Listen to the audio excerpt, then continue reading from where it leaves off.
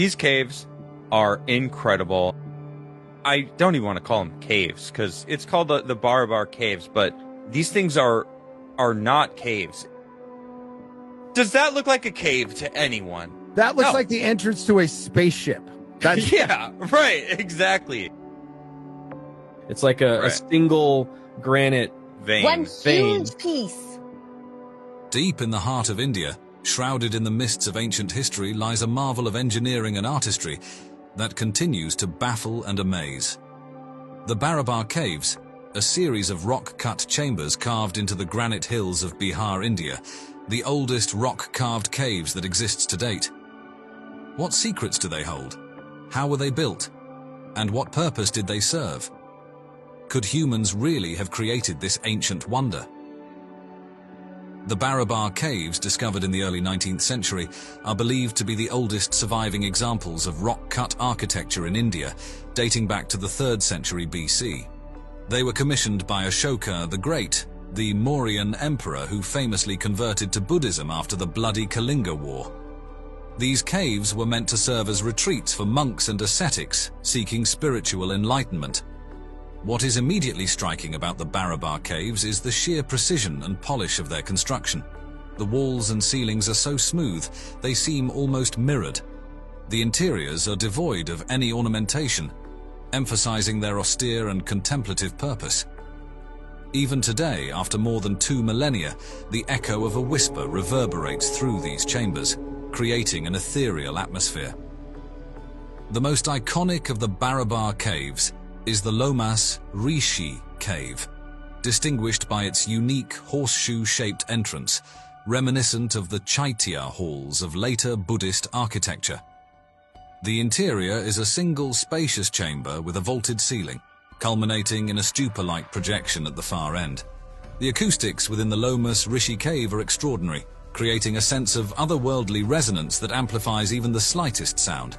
But how were these caves built? The technology available at the time was rudimentary, consisting mainly of iron chisels and hammers. Carving into the hard granite would have been an arduous and time-consuming task. Yet, the sheer scale and precision of the Barabar Caves suggest a level of mastery that seems almost impossible for the time. Some scholars theorize that the Mauryans might have employed advanced techniques, perhaps even using fire to weaken the rock before chiseling. Others speculate that they might have had access to specialized tools or knowledge that has since been lost. The mystery of their construction only adds to the allure of the Barabar Caves. The Barabar Caves are not just architectural marvels, they are also repositories of history. Inscriptions found within the caves provide valuable insights into the Mauryan era, including Ashoka's edicts promoting peace and non-violence. These inscriptions show Ashoka's profound transformation from a ruthless conqueror to a benevolent ruler, a transformation that reverberated throughout the Indian subcontinent. But the Barabar Caves also raise intriguing questions. Why did Ashoka choose this particular location? Was it for its strategic importance, its natural beauty, or its spiritual significance? The story of the Barabar Caves is far from over. These ancient marvels hold more than just questions of technique and purpose. As we dig deeper into the mystery, we find that the caves are connected to a broader network of ancient secrets, some hiding in plain sight, others concealed beneath the surface of history. The Barabar Caves, it seems, are just the beginning. Let's turn our attention to the staggering amount of stone that was removed to create these caves. Carving out even one of these chambers would have required moving hundreds of tons of solid granite. While this might seem difficult enough today, with cranes and modern machinery, imagine doing it over 2,000 years ago with only basic tools.